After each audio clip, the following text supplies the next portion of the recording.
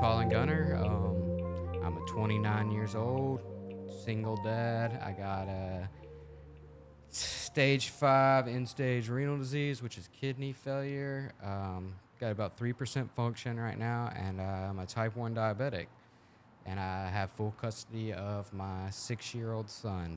An average blood sugar for a person that is not a diabetic is you want to be anywhere from 75 to 120. That's like good, healthy. 100's target goal. Like everybody wants to sit around 100.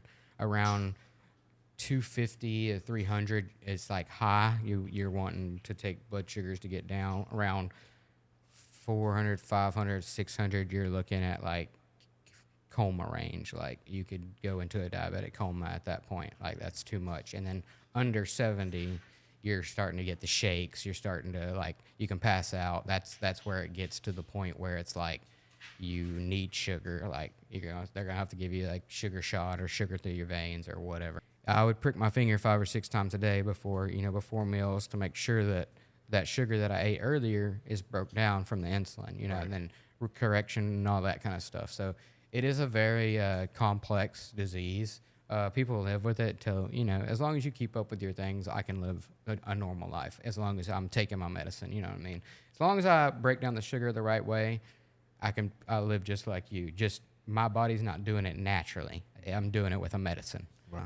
Just keeping up with it is like the hardest thing. And that kind of leads into how I got kidney failure is when I was younger, I didn't do the things I was supposed to do. I was like, kind of like, screw this, you know what I mean? I don't care. I just want to be a normal kid. I don't want to take my medicine at every meal. Like my friends don't have to go to the bathroom. My friends don't have to stop and check their blood sugar. Like if we go to a pizza party, they can just start eating the pizza, or they can eat as many as they want on the buffet. They don't have to be like, oh, I can only eat 4 pieces because that's what I took my medicine for, Like I was just super against what had happened to me, you know what I mean? I was right. like, yeah, I could see, like as a kid or as like a teenager even, I was like, even in my younger 20s, I was just like, man, I don't care.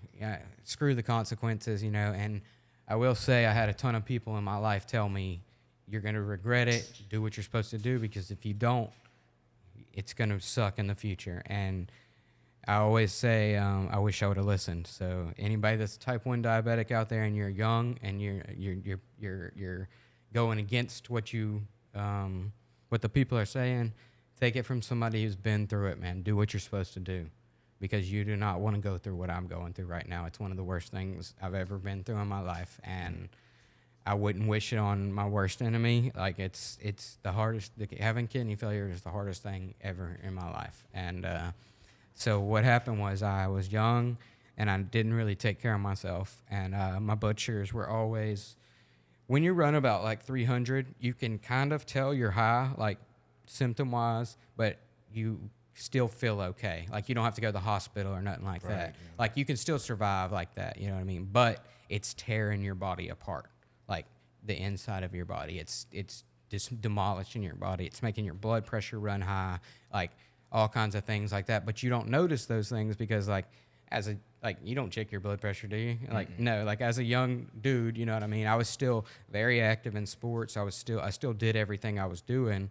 And so I just let my blood sugar run high because I said, screw it, like if I was around 200 to 300, I would never fix it because I still felt okay. And I'm like, I don't want to take a shot. You know what I mean? I don't want to do that, So, I let it run high for a long time, and I, around 2 years ago, in September of 21, I think it was, I brought my son to school, and I came home, and I was feeling real bad, and I took my medicine, and I ended up taking too much medicine, and it made my blood sugar go real low, so low that I dropped my son off. I'll never forget, I dropped my son off at school, and I don't even remember driving home this day. This is like how bad it got. I drove home, and I got in the shower because that was like hot showers are like the biggest thing to help like with symptoms. I would just get in the hot shower, you know what I mean? It would make me feel better. Right. I'd spend some time in there. I'd be okay. Well, I got in the shower, and the next thing I remember The next thing I remember was waking up in a hospital bed, connected to a bunch of tubes, everything. Holy And crap. what I was told was my brother came home. I dropped my kid off school at 8 o'clock in the morning. My brother came home at 5 o'clock from work, and my car was still running in the driveway. The door was open, and I was still laying in the shower with the water running. Oh, shit. Just like cold water because all the hot water ran out. It was just water was running on me, and I was passed out. So he called 911, and the ambulance came, and I was incubated for 3 days, where I was on machines. Like I wasn't awake. I wasn't like they. When I woke up, I didn't know who I was. I couldn't remember anything. Even my like grandparents came in to visit me like pretty soon after I wake up, and I didn't even know who they were. Like didn't even recognize them. Didn't know nothing. Like now, all my memories pretty much back now. You regain that. Crazy that. how your body reacts to these things. 100%. But like I said, man, and my son's with me every day, and my son came in to see me, and I didn't know who my son was. Wow. When he came in to visit me, and my dad was sitting by the bed, and I didn't know who he was. Like it was very crazy. I had to relearn to walk in the hospital.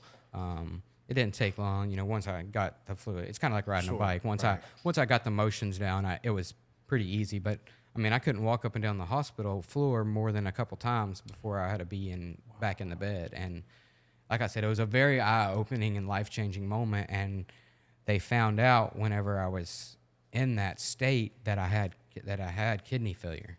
Like it was never known before that, and I was only at 16% function. Holy crap! Yeah, man, it was very crazy. They did emergency dialysis through my neck, and if you don't know what kidney failure is, it's your kidneys clean your blood. So like when you drink something or you eat something or anything that goes in your body, it filters through your kidneys. That's like when you go to the bathroom, you're using the bathroom, and like, if you have a night where you eat a bunch of bad stuff and you drink a bunch of bad stuff, your pee's a little bit different. You know what I'm saying? Like that's getting rid of all that bad stuff that's in your body. Well, my kidney don't do that. My kidney doesn't filter my blood at all. So like all that bad stuff that's in your blood, it's got to be cleaned, because if it don't, it's going to come out somehow. You're going to be throwing up.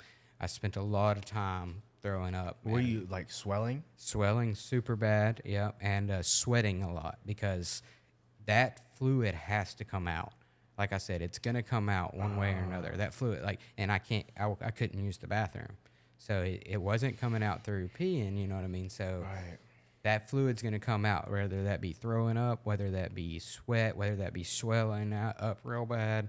And if you go untreated, that you'll swell up real bad, and you'll eventually it puts fluid on your lungs and heart, and you'll eventually have a heart attack. That's kind of like what kills most people with kidney failure is heart attack with fluid overload. And so they did emergency dialysis with a port through my neck, and they got me right in the hospital, So they got it all taken care of, and over the last year, I've been experimenting with different ways, different things like that to do dialysis, and I'm currently on a 3-day schedule, Tuesday, Thursday, Saturdays. I go to Fresnius Kidney Care, shout out Fresnius, because they get me right all the time, and is that in Beaumont? That's in Beaumont, but they are globally owned, so that kind of leads to my plans. They have clinics everywhere, anywhere you can think of in the United States. If you put it in your map, there's a Fresnius Kidney Care within 30 miles, so I can go to any of them. I use the Beaumont one as my main. They're my home location or whatever. So I go there, and it's 4-hour treatments. So every Tuesday, Thursday, Saturday, I go hook up to a machine, and what they do is they clean your blood for you. So I have what's called a fistula. It's underneath my arm here. I have these band-aids on. If you want to feel yeah. Feel that vibrating? Wrap your hand around there. Oh, yeah. That? It's like a pump. Yeah. So what that is, it's called a fistula, and it's a device that widens your veins. It's inside my vein, and it widens my vein so that they can do the treatment through there. because if not, they use a chest catheter, which I had for a while. You can see I got a scar here on my tattoo. Right. That's from where I had my chest catheter. They don't use chest catheters in the United States very much because they're always open. This wound here, they had a tube that came out and it goes into your main vein that runs into your heart.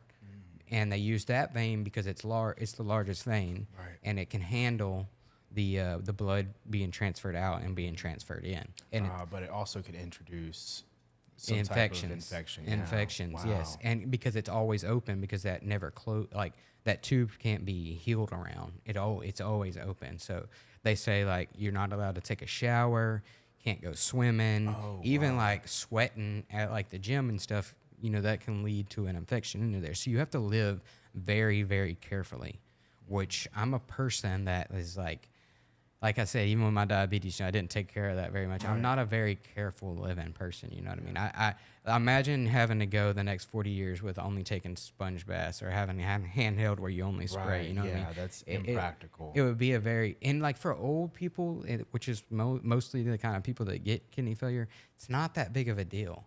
But man, I'm in my prime. Like I'm 29 years old. You know what I mean? I got a 7-year-old that wants to go to water parks, or 6-year-old. He'll be 7 this year. I got a kid that wants to go to water parks and like wants to do stuff where you sweat or go fishing and like, you know what I mean? Like things where I don't. What's your boy's name? His name's Ryett. Ryett. Shout out Ryett. Yeah, like let's start a riot. Yeah. Nice. Yeah. I like that. Yeah. That's my boy, man. He's RIOT? RYETT. RYETT. Yeah. And man, like I said, he's everything to me. Like there ain't no one thing on this world I wouldn't do for that kid. Wow. And he's my best friend. And just to give some background on him, he is like, we have conversations like me and you are having right now. He's very smart, and I do not hide anything from him. He's seen me on a hospital bed. He's seen me in an ambulance. He's seen me good, and he's seen me bad, and he's been through it all with me. So I don't hide anything with him. I treat him just like I would treat you. I have complete conversations with him, and honestly, it's made him to a very smart kid. He just graduated kindergarten this year from Lumberton, and they do like their evaluations, and he is on a third grade. He has third grade reading and writing skills, and he can recognize 7th and 8th grade words.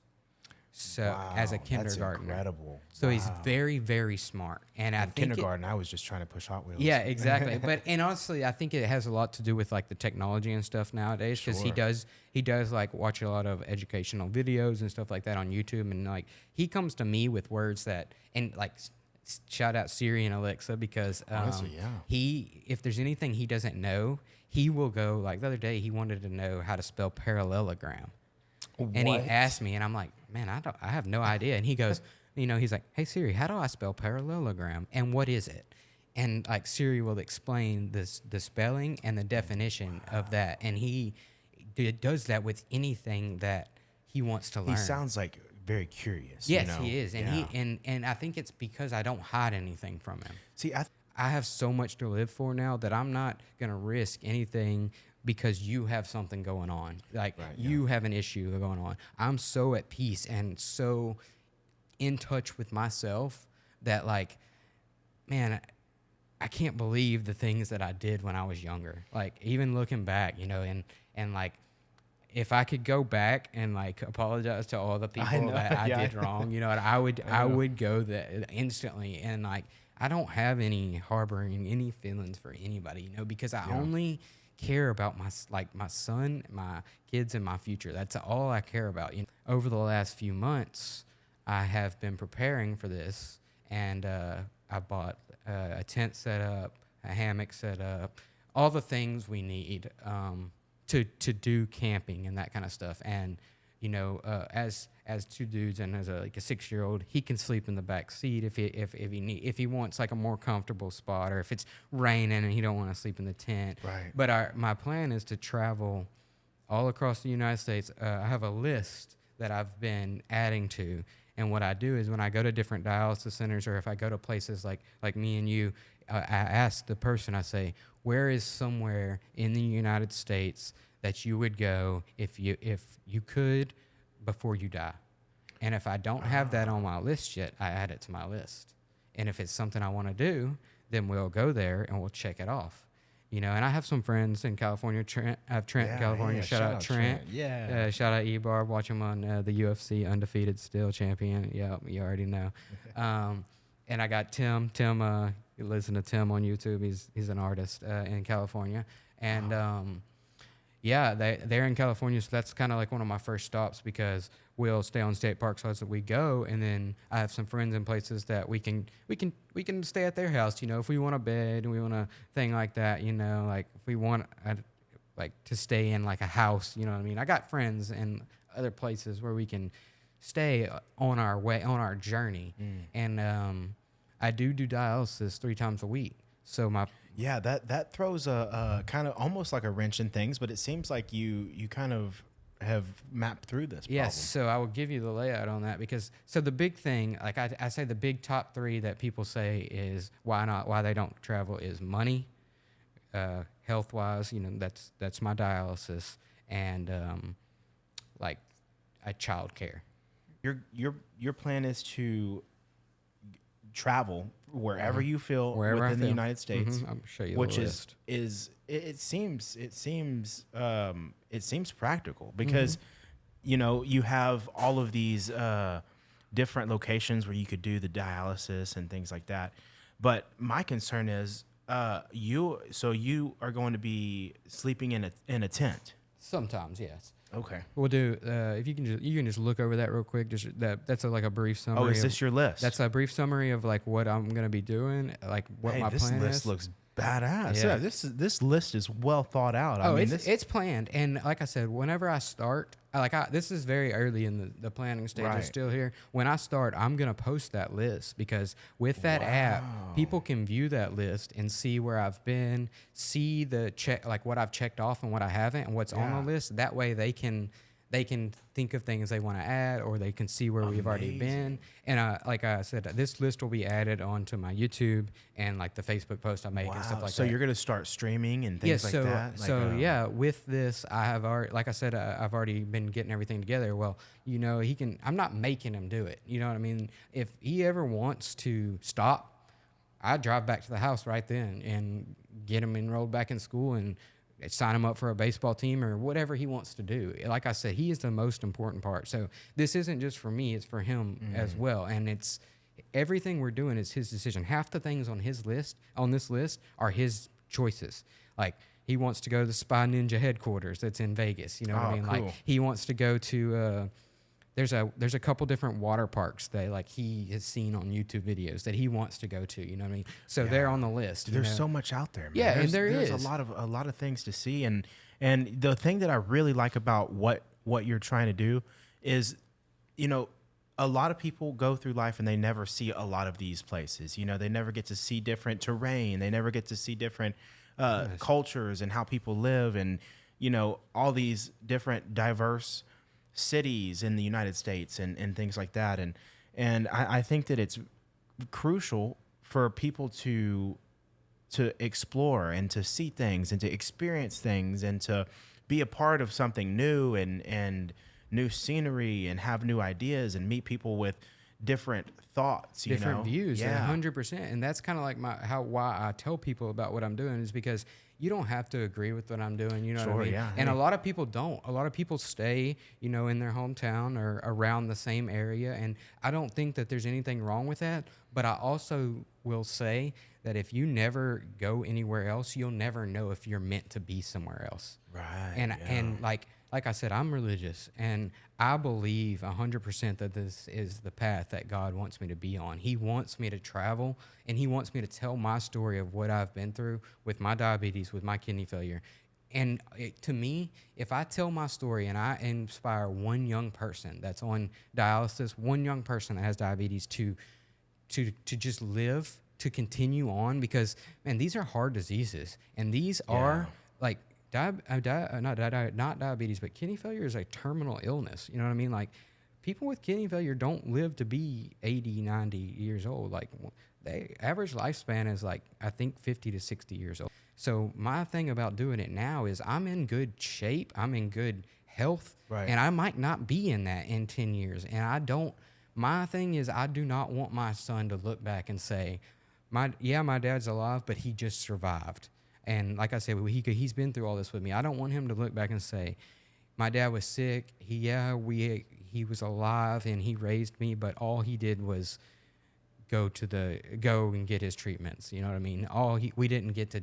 I want him to look back and say, man, even though my dad's sick now, we lived for those 5 years. Yeah, We experienced things that's powerful, that other things didn't go through. You know what I mean? And Right. if I end up dying in 10 to 20 years, I will be okay with that, because at least during that time we got to spend it together. You know what I mean? I didn't sit him in a classroom with 20 other students that he's smarter than right now and made him look at it in a textbook. What you're looking at in that textbook, I want to go to. The Statue of Liberty. I want to go to the Statue of Liberty. I want to bring him to Washington, D.C. I want him to see the Capitol. I want him to see the Tomb of the Unknown Soldier. I want him to learn about Pearl Harbor there. You know what I mean? Last weekend we went down to Corpus. We went to the USS Lexington.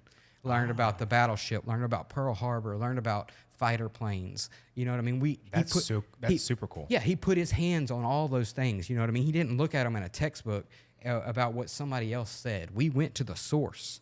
I want to be the one showing him from the source, like I said, like the Capitol or the Tomb of the Unknown Soldier. Or I want to bring him to those kind of places where it's a lasting impact on what you learn, instead of, I don't remember half the stuff I read through in a textbook that my teacher made me memorize because I had to memorize it, you know? Man, honestly, I think you have a pretty good idea on how to live, and not just how to live, but how to teach and how to learn. And again, I think it's very important to follow your dream. Yeah, 100%. And like I said, I think this is, I'm a pretty religious person now after everything, and I just feel like this is kind of like my path, man. This is what God wants people to hear that. There's tons of videos out there on the internet of water parks. There's tons of videos of Yellowstone National Park. There's tons of videos of every place we're going to go to. There will probably be a much well-made video than I'm going to make, but it's not about the video. It's about my story. It's about, I'm doing it as a single dad with my 6-year-old, and I have kidney failure and I have diabetes, and watch us still succeed and do that. And I think that people will follow my story. They'll watch, what we do, but they're not following really for where we're going. They're following to watch of what we're going to do. And like you said about the camper van, really my end goal is, if we can just get a little bit of traction, it won't be no thing to have a sponsorship in the YouTube videos. Somebody has a Stanley Cup they want to sell. I do a 1-minute ad on the Stanley Cup that they gave to me for free, or maybe something that would help the trip, like a better tent or something. Actually, the end goal is a camper van. Maybe I can get a camper van company to sponsor us. In every video, I'll say this camper van company gave us for free. And like I said, if it gets a little bit of traction, them giving me that van and for the sponsorship will maybe allow them to have 10 more people buy vans. You know what I mean? Yeah. And like I said, end goal is a camper van. End goal is to be able to have that and go. But hey, if you get that camper van sponsorship, you send them my way too. Hey, right? I will. I am not playing.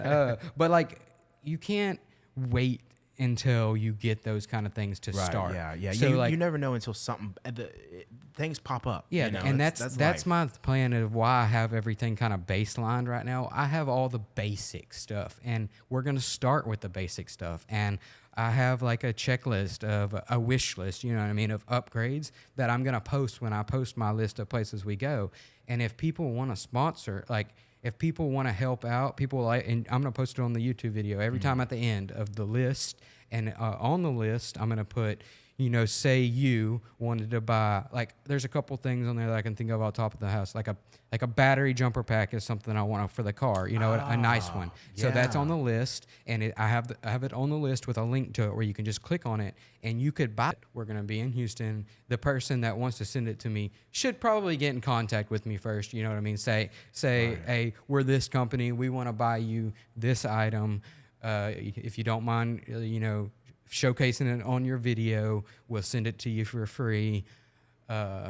or a discounted price or whatever else it is. You know what I mean? Where are you going to be at so we can send it to you? And then I look up, there's an Amazon Dropbox, you know, there's probably one a couple miles away. And I give them the address to that Dropbox. What they are is they're like a location with a big old box with a lock on it. And they drop your Amazon packages there. Amazon is so crazy. Yeah. And you get like a passcode that nobody else has. And you put your passcode in and then the box unlocks and you can get your items out.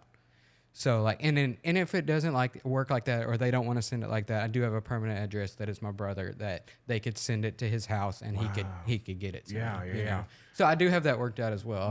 You've done. Like I said, I've done my research. Yeah. We're not winging this. I've really, really done like as much base background I think as I can.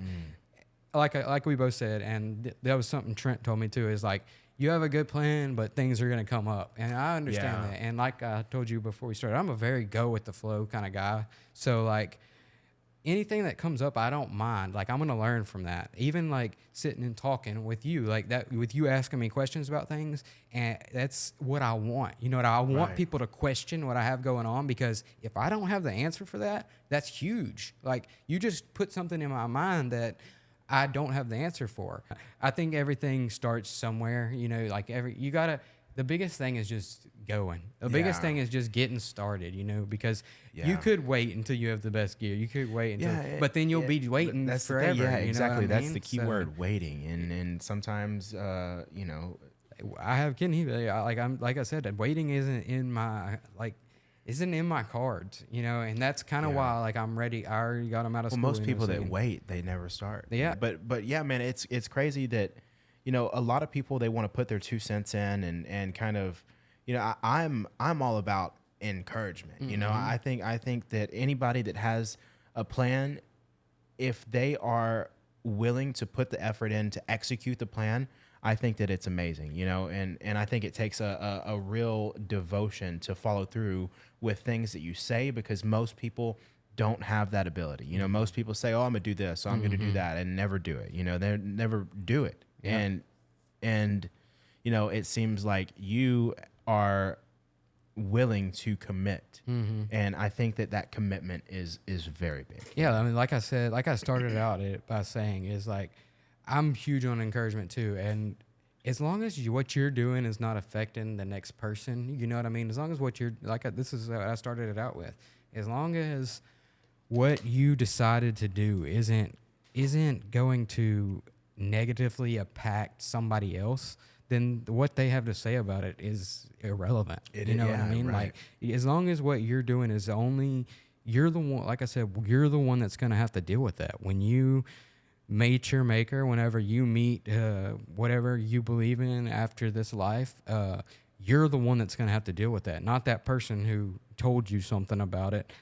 What they said doesn't matter. What you went through and what you chose to do is what you're going to have to deal with. Right. Like, but it's all about the journey, you know, like even we've talked about a couple different people on here, and everybody's like done different things, you know, but everybody has done what's meant for them. And I think that that's the biggest thing in life, is like, find what's meant for you and do it. And like I said, I tell people about this everywhere I go. Every person I get to, I tell my story, because I feel like that's my thing. You know what I mean? And like I said at the beginning, you don't have to agree. You don't have to go with it. But if you take one little piece of positive advice out of what I said, then to me, that's success. Or if I reach one kid that has diabetes, or one, you know, teenager that doesn't want to continue on with their kidney failure, because I've been in that. I was in that situation where I was like, don't put a Newport in. I'm done. You know what I mean? I don't want to do this medicine for the rest of my life. You know, like, I don't. I'm sorry, but I don't want to go through that for the rest of my life. And, you know, there was different people, like I said, my friends, that kind of motivated me to go. And some people don't have that. Some people don't have that support system. Some people are just like at the end of their road and they don't want to keep going. I've been in multiple different dialysis centers, and I can walk around that center and it's full every time. And it's mostly old people, but I see young people in there that have given up. You know what I mean? And every time I stop by and I talk to them, and I'm like, you can do this, you know? And to me, like I said, if I affect one person, then that's good for me. I'm happy with what I did. Right, and yeah. and if people don't like it, then it's not affecting them personally. You know what I mean? You don't have to listen to what I have to say. But the people that do listen to what I have to say, this changed their life. You know what I mean? And to me, that's my path I'm on. I want to change people's life. I want to go to that kid that's in Texas Children like I was for the 2 weeks. Then, you know, he's in his mindset of, I'm not going to take this diabetes medicine because I can't be like them other kids. I want to go to him and say, man, you don't want this kidney failure. You don't do what you need to do. And like I said, I had people in my life tell me that, and I didn't listen to them. And I tell them all the time now, my grandparents, my parents alike, I tell them, man, I'm sorry that I didn't listen to you, and I really wish I would have. You know, you were right, and I was wrong in that fact. Yeah. And if I can get through to that one person, man, that is a success for me, and I can leave happy. You know what I mean? Yeah. So. Wow. Well, I think that you're on an amazing path, and you know, like I said, it takes a unique individual to pursue what you want to pursue, and it sounds like you have an amazing plan, and it sounds like you are an amazing dad, and you're teaching very well-rounded, just complex, known things that, you know, I actually butchered that completely. You know, you're teaching good morals, you know, and that's important. Yeah, it is. It's very important. And I appreciate it. I do. And like I said, it's nice to hear it, but I look at my son every day, and I don't have to hear it. Yeah, you know what exactly. I mean? Because I see it. Yeah. You know? And I'm so thankful when people say it, because I do hear it quite often, because every time my son gets around somebody, they're like, man, you're doing a good job, you know? Right. And it's really nice to hear, and man, I appreciate it. Yeah, absolutely. You know, for sure. Well, I can't wait to see where your adventures lead. I'm excited to keep up with you via YouTube. Yes. Where can people find you at? For sure. It'll be, like I said, I haven't uploaded yet, but it will be on YouTube, youtube.com/Collin Gunter, and it's a capital C and a capital G. It'll be a picture of me and my son. You'll see us on there. I keep up with me on Facebook, on Collin Gunter. Collect. And like we both said, as we go, things will change, and bumps It always will does. pop Yeah, up. You know what I mean? But it's inevitable. That's my biggest saying that I tell people is I treat life like a river. Like when you float the river, you just sit in that tube, and I'm on the river of life. You know what I mean? I'm on the river of life, and I just with the flow. I just go with the flow. You along. That's You it. got your feet and the hands in the water. Sometimes there's a little waterfall that you got to get ready for. Sometimes there's a stick in the river that you got to go around. Rock will but poke your floaties. Exactly. You just patch that baby up and air it up, and you're Keep on your way. floating. Yeah. Keep on floating down the river of life, people. So that's where I'm at with things. No, I got some selfish desires. Now I ain't gonna even hold you here and let Jesus fight your battles. Them angels, real soldiers. Can't continue to live close-minded, so I gotta keep Lord, it take my soul. Where did I go wrong? I need to know. This pain right here too wrong. Lord, take the ropes. I don't want them no more. I give you control. You know more than I know. Lord, take my soul. Where did I go wrong? I need to know. This pain right here too wrong. Lord, take the ropes. I don't want them no more. I give you control. You know more than I know. Lord, take my soul.